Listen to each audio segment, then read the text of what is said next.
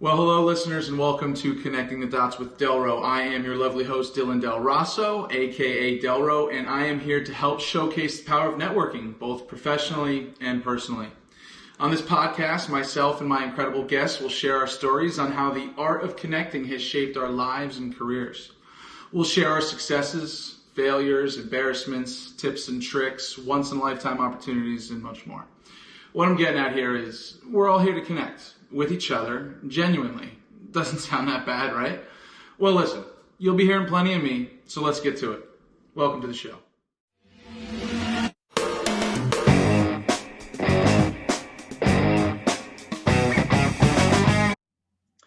Hello and welcome everyone. As you just heard on the intro, I am your host, DelRo, and today on Connecting the Dots, I am joined by the one and only Kool Kel, Kelvin Joseph, CEO of Kool Kel Marketing, and the second guest here on this podcast journey.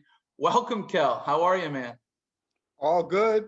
I'm happy to be here, and I'm ready to drop some gems on your audience. Let's do it. Man. I'm excited. We're excited to have you on the show. Of course, we're actually recording on the same day. We just released the first episode with a mutual friend, Luciani, and excited to sit down with you. I have to just start by saying, every time I chat with you, which we're newer friends, but every time we chat, I don't know, you got a great energy about you, man. It's just, I'm in a good mood. And I think I'm always in a good mood. But I get on the phone with Kool Kel, and it's like a whole nother level, man. I'm not just saying that. So thank you for, allowing us to sit down and have this conversation. Excited to have you on the show. So Kel, let's get right into it, man. The first time I met you, I'm on LinkedIn, right? As I've already told everybody, that's my dojo. And I see Kool Kel. I'm like, all right, I got to know more. So let me just ask you, tell me a little bit more about what the Kool is all about. With a K, very important, and how you adopted the nickname Kool Kel. Wow. Actually, Kool Kel was born in high school. I guess I was coming out of my sophomore year of high school and becoming one of the upperclassmen. And, at the end of the day, I wasn't necessarily one of the most popular kids. I had my group of friends, but I just, at some point I said, you know what? I'm just going to create this Kool Kel persona, and then everyone's going to just go with it. So one day I said, I'm Kool Kel now. I'm not going by Kelvin. I'm Kool Kel. And it stuck. And then people started not only calling me Kool Kel, they shortened the name and they would just call me Kool. So imagine being in high school and that your nickname is Kool. Oh, man. Now, listen, Kel, for anybody who I went to high school with who might be listening to this, they're already laughing because they know their nicknames for me were very, very different from Kool. So listen, self-appointed nicknames are the best ones, and it sounds like you might have even gotten it on the first try. Now, that's something to be said. I love it. You are Kool Kel in my phone. It works, man. You nailed it. And we'll get more into this as we get into the episode and really what Kool is more than just this nickname and this persona you created for yourself. You built a business around it, and it's fantastic and was one of the main reasons I wanted to get you on the show here. So, of course, following the premise of the show, connecting the dots, right, where we're here to showcase the power of networking and how it shaped our careers, I wanted to start by asking you, at what point in your career, Kel, did networking start to click for you? When did it start happening naturally? When did you have that light bulb moment, or was it not a light bulb moment? For me, I've never really believed in networking versus relationship building. Yeah. I feel like you always have to build awareness, likability, and trust. Now, when I was younger in my career, I was always shooting for the top, trying to meet with CEOs of companies and what I consider to be high-level VPs and things of that nature.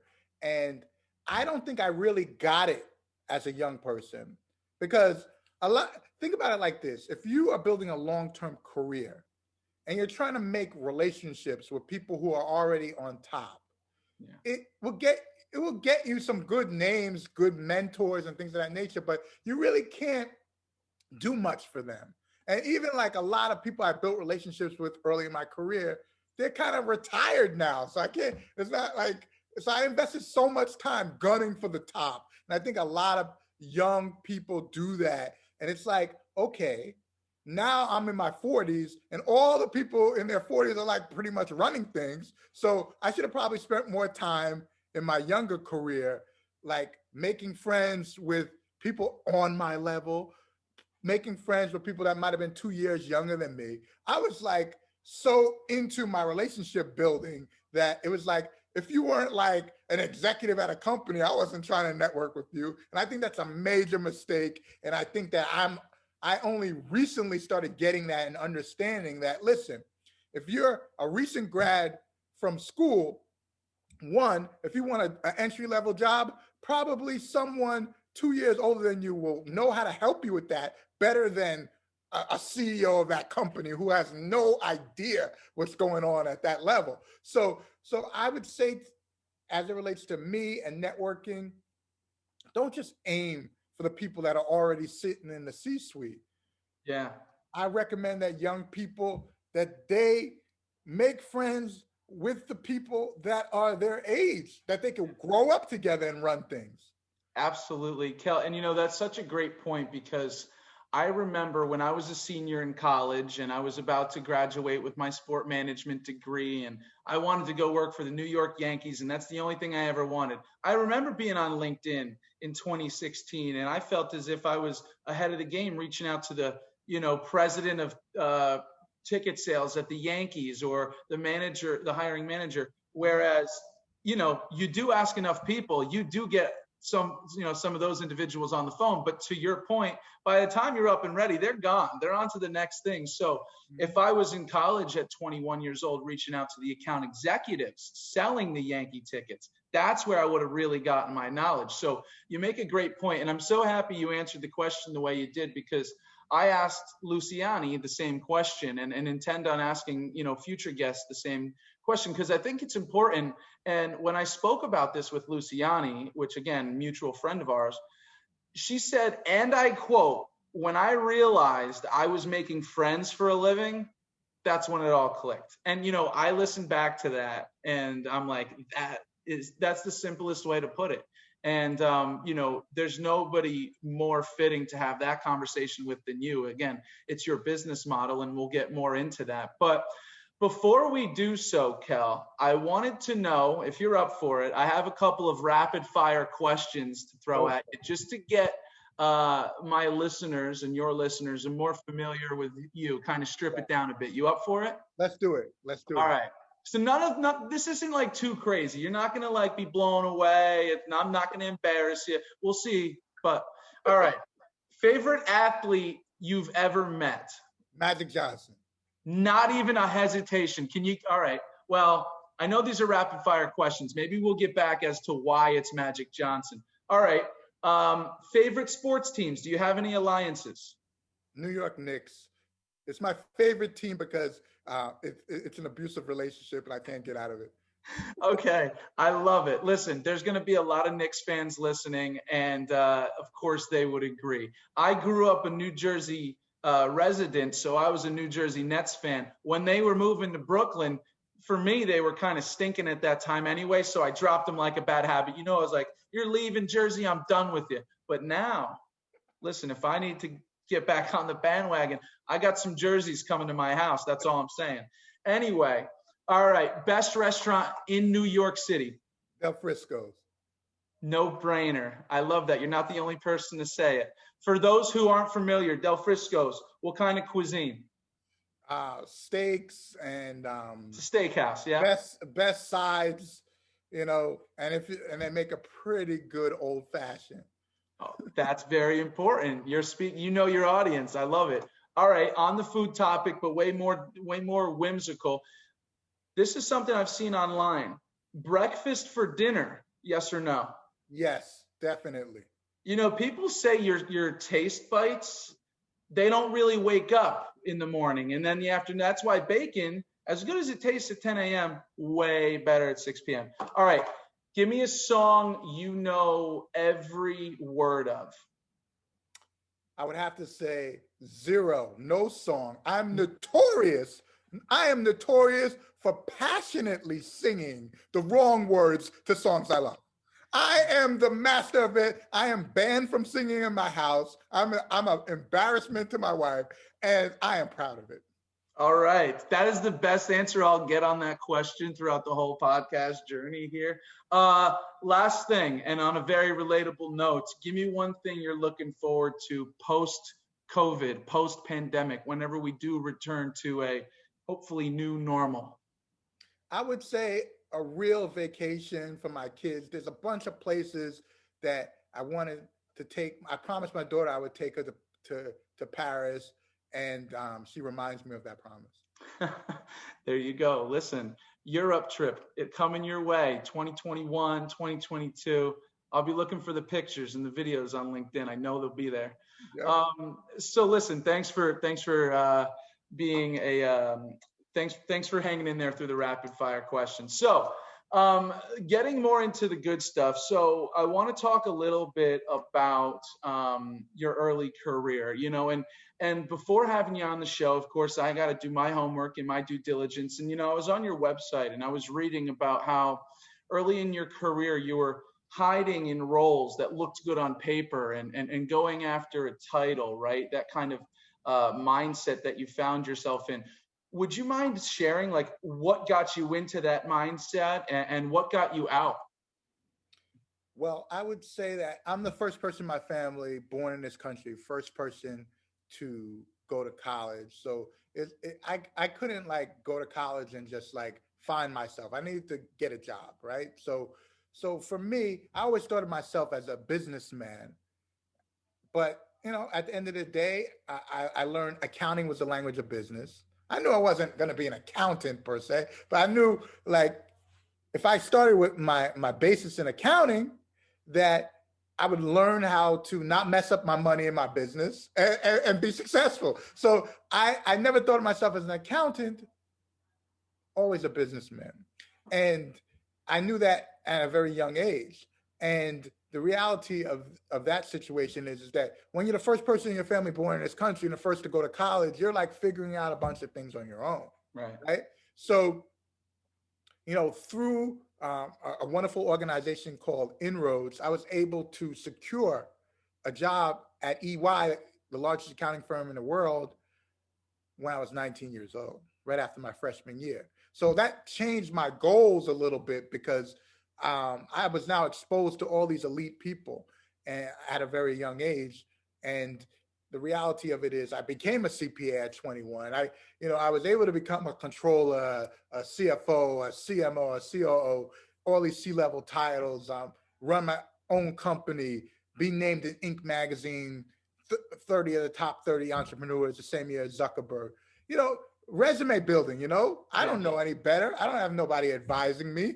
So I was just collecting titles and accolades because I'm competitive and I was trying to win. But at the end of the day, happiness is success. And after you buy a house and maybe a car or something, there's nothing else to buy. Really. I mean, you might want a bunch of things, but you definitely don't need them. And once you stop living, for the material things and you start thinking, what am I doing with my time? What impact am I making? Simon Sinek recently said, he's like, listen, like money is fuel for the car. It's not the car. It's not the car. So at the end of the day, if your whole life is based upon making money, that's a very sad life. So that's when I started getting it, and I'm happy.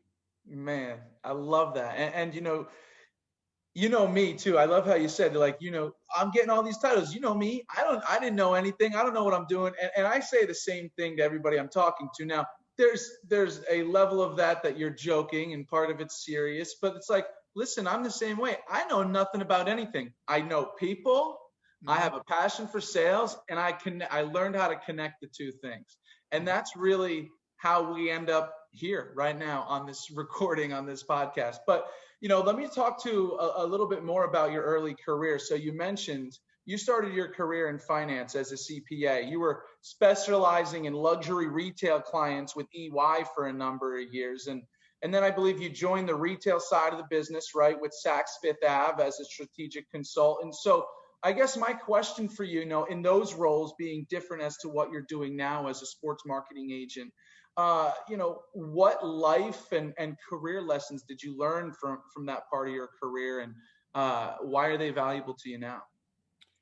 Well, the key thing to understand is that you have to specialize and you need to be an expert in whatever it is you're doing.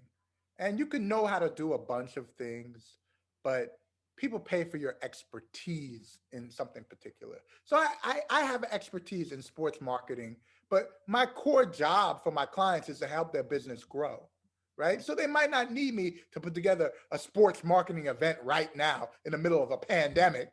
However, they need their business to grow more than ever. So I'm able to give advice, but I've always been giving that advice. So when I was a CPA, I was advising C-level executives. When I was at Saks Fifth Avenue, I was in a strategic group led by the VP of Internal Audit that reported directly into the CEO of a publicly traded company, the biggest luxury brand, at the time, Saks Fifth Avenue.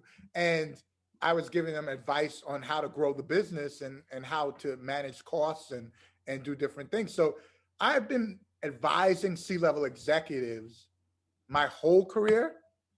And now I'm specialized in helping people, find their cool, and build reliable, reliable revenue, quality of clients, and building relationships is what I'm helping companies do. And sometimes I use my sports marketing specialty and expertise. Sometimes I don't, but I'm always Kool Kel. Damn. All right. Put that on a tagline somewhere and send it off. That's incredible, and I appreciate you sharing that. It's exactly what I expected you to say, and it's the truth. And it's the truth, simply, and when I was thinking about asking you this question, I started thinking to myself, I'm only into my professional career 4 years or so and some change, right? And, in my first role, when I was at the University of Maryland, I was selling tickets to fans, football tickets, anything they had.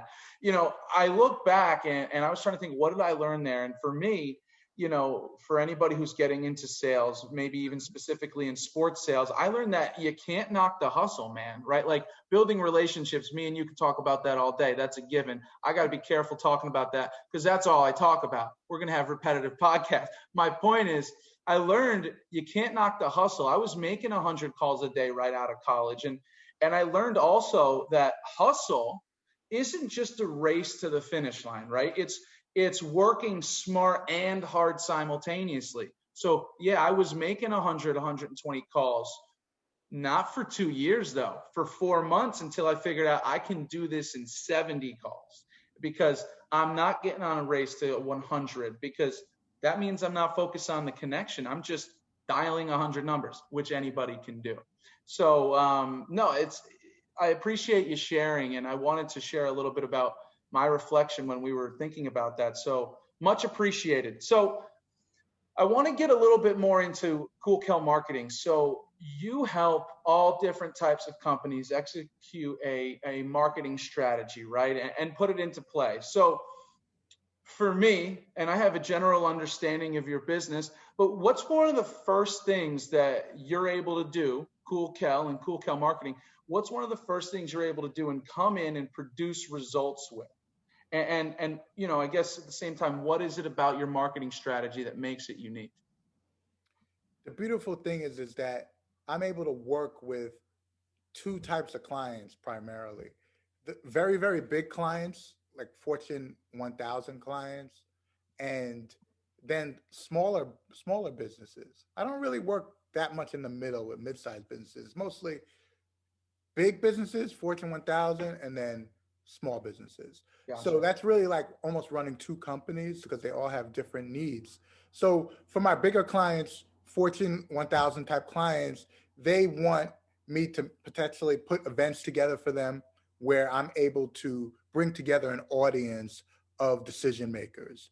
That could be, I could be using sports marketing, I might bring an athlete, or I might bring some rock star CEOs that I know that would attract other C-level executives. And I bring together an event that makes the company look great, and they get to build relationships in a non-salesy way with prospects. So that's primarily what I focus on with very big companies. Now with smaller companies, they often have the same problem. They have an idea, but in order to take an idea into a business, you need to have quality of clients, and you need to have consistent, reliable revenue, which they don't have. They don't know where money. They don't know where their next dollar is coming from. So one of the things right off the bat I do with these smaller companies is I help them get a marketing strategy on one sheet of paper that details who is your target audience, what is your value proposition, and what do you got to offer. And for me, valuable is something that is worth more than what I'm paying for it. It's not value. You're not giving me value by charging me for what I'm paying for. Like, that's not value. That's just an exchange of money for goods and services. Value is when you're so good at what you do that the money is not even worth close to what the person's getting. That's valuable. Now that's cool.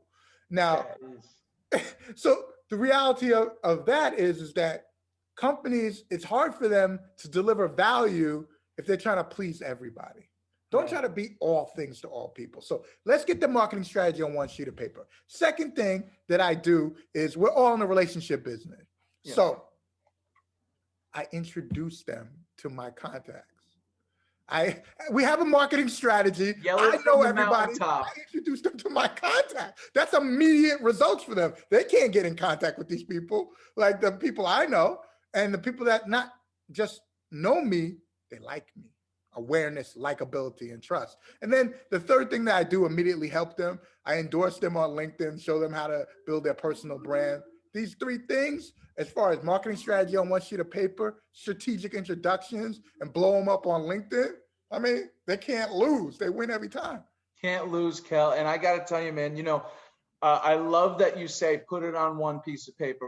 Part of my opinion on business in general is you have to oversimplify always, right? Hold the hand, oversimplify. So talk about bringing value, putting a marketing strategy on one sheet of paper. Now, listen, anybody can do that, but there's the depth of it. You're able to take a 10-page and put it into one page. That's the value. And you're able to really give them this path that they can go down with you, the finish line being success. So, man, I love it. And to add to that, and I want to give my opinion on the answer to you. And I think when simplified, you can start and end that with, what makes you unique, with being a good person, having genuine interest in other people's success, whether or not it's going to impact your own. Like, you're a good person first. And since you're a good person, you're able to build a good business, and I believe that. So what makes you unique? So many people either struggle to answer that or think they have the answer when really it's, hey, I'm a good person, man. I'm trying to help. And I got a product. I happen to have a product or a service or friends that I can introduce you to that are going to help. And, and it's oversimplified. So I love your touch on that. So here's another question for you. You're connecting, a lot of the times you're connecting athletes to business, right? Whether it be through these events, sponsorship, content, etc. So when you're dealing with these top tier athletes and, specifically the hard-earned money of your clients, right, as well, how important is your credibility, your reputation, your trust? We're talking about all these things. How important is that? The key thing to understand is that when most people might give you the benefit of the doubt, but as soon as you violate that trust, it's almost like game over for you. So trust is so important, but you need to have awareness and likability before someone would even give you a chance to be trusted. So for me, my clients trust me to grow their business. Mm-hmm. They trust me to deliver them value. Now, when it comes to athletes, oftentimes the biggest athletes in the world have several people around them, agents, marketing agents. So most of them have like 2-3 agents, a manager, and all these things. Yeah. And the reality of it is you can't just build relationships with the athlete. You got to build relationships with their whole team, and where they trust you and you understand what their needs are as well. So that's a key thing. But one of the things how I have done this successfully is I always view the corporations as my client. I never get confused to think that the athlete is my client. I'm paying the athlete to do something for my client, the corporation, who is paying me. Whoever's paying me is the client, right? So oftentimes I've done over 250 million in deals with athletes in which I put money in their pocket. So I'm their client. Yeah. They're not my client. So right. At the end of the day, the corporations are looking for a return on investment. And sometimes you got to be smart and you got to know what you're doing, because it was funny. One of my clients, right before the pandemic, we were supposed to do an event and we were thinking about doing it with Patrick Mahomes. And then the pandemic comes, and the next thing you know, he signs like a gazillion-dollar contract making $50 million a year. I'm like, all right, we'll never get him. Just forget it. You know? You thought you were getting in early, and then it all had to just be taken out from under you. Man, that would have been a nice one. Hey, listen, there's still time. Patty Mahomes, if you're listening. No, but no, it's incredibly important to me, and I think you answer it perfectly, right? Like, especially for somebody, in my capacity, who's making introductions all day long, right? On the surface, a lot of people think that I introduce anybody to anybody else on a whim, right? Because I'm doing a good amount of introductions weekly, monthly, whatever it is. But the reality is I'm attached to that person now, whoever I'm introducing, both sides. If it doesn't go well, that's partially going to fall on me. So they need to be a quality human being first.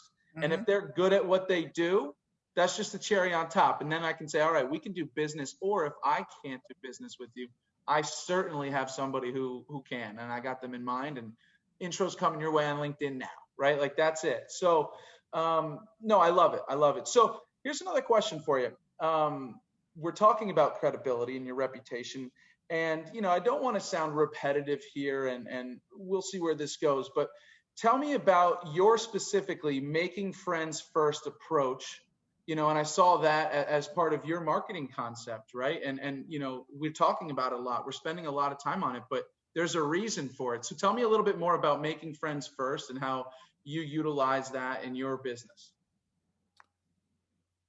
Making friends before you need anything, that's how you build real, genuine relationships. So it doesn't matter how good your offer is. It doesn't matter how good the match is between your target and the value you're bringing to your target audience. If you rush the process, it ends up being sloppy. It's more like dating than business. It's like, if you walk into a bar and you're like, hey, my name is Dillon, and I'm ready to get married. It's like, you could be the perfect dude, but you're automatically creepy. But that's usually what people are not asking for. They get to the bar and they try to get the person home, and they move too quickly, and they come off sleazy. Yep. Oh my goodness. On LinkedIn, oh my goodness. Oh, they're out there. Goodness. Can you imagine you connect with some person and 5 seconds later they send you a pitch, That cheesy pickup line. It's insane. They come across as if we're in a bar and they're like, hey, baby, I'm Kool Kel. You cannot do this. So making friends before you need anything is a necessity. Don't even ask me for anything until we become friends. I don't even let's say someone comes up to me and they're like, hey, Kelvin, I've been following you on LinkedIn for 2 years and I'm ready to do business. I want to hire Kool Kel Marketing. The first thing I say is, what? You've been following me on LinkedIn for 2 years? Did you know that I respond to every message? Do you know that I respond to every comment that someone makes? You haven't even hit the like button in 2 years. What's wrong with you? You want to do business with me? You haven't even hit the like button one time in 2 years. And you've been following me. What are you following me? You stalking me? What's up? Kel, oh man, I can't say this. Like, I'm not confident enough to say it. I'm happy you did. You're totally right. I love how you make the analogy of like in the bar, right? So our LinkedIn, I could pull up my messages right now and I have those copy and pasted messages that everybody's getting. And that's like equivalent to like like the bartender sliding a drink in front of you and said, this is from that creepy guy over at the other side of the bar. It's like, meanwhile, somebody who comes up to you and maybe taps you on the shoulder and says, hey, listen, Kel, you're awesome. I've been following you. Let's talk. Tell me more. Totally different. So I love that answer. I love that take. And I'm so excited that I'm not the only person who gets fired up about this stuff. So listen, Kel, I want to ask you, and we're nearing the end here, but one thing that I think is incredibly important and follows what we're doing here with this podcast and really connecting the dots. So one thing I want to ask you is, who are you looking to connect with next? It's been so exciting just running Kool Kel Marketing and the different diversity of people that I'm able to help.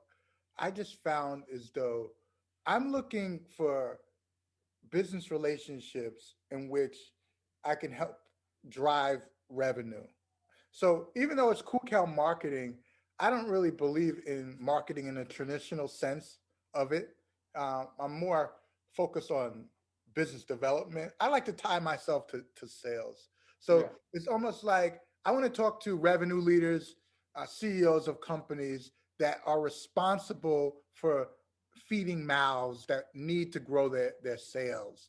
I don't want to do no just straight up branding for the branding's sake. You could build, I want to help build personal brands and things of that nature, but I just want to help grow your revenue. I'm not interested in talking and blowing smoke. Most CMOs at companies are gone in 2 years because they got all these ideas. Like, listen, we need to grow the business so everybody is making the money they want to make. But at the end of the day, it's not about just making the money.